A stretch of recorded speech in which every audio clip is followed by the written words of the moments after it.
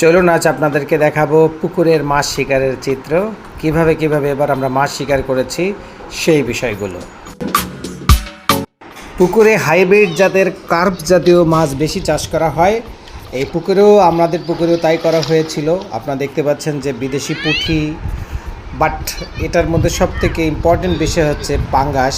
দেখতে পাচ্ছেন যেটা জালে আটকে আছে, এই পাঙ্গাস কিন্তু দেশি পাঙ্গাসের জাত, অর্থাৎ সুন্দরবন অঞ্চল থেকে যে মাছের ছোট পোনা সংগ্রহ করা হয় সেটি সংগ্রহ করার পরে সেগুলো ক্রয় করে এভাবে পুকুরে চাষ করা হয়। বাট যে ওয়াও, এটা কি মাছ? এটা হাইব্রিড পুঁটি মাছ, হ্যাঁ, যেটাকে চাইনিজ পুঁটি বলে। আর একটা কি মাছ? পাঙ্গাস। এবারের ঈদের ছুটিতে গ্রামে গিয়ে বাচ্চাদেরকে মাছ, পরিবেশ, পশু পাখি সম্পর্কে এভাবে তথ্য আদান প্রদান করার বিষয়টি দারুণ লেগেছে। এরপরের ভিডিওতে পাবেন কিভাবে সাঁতার শিখবো আমরা।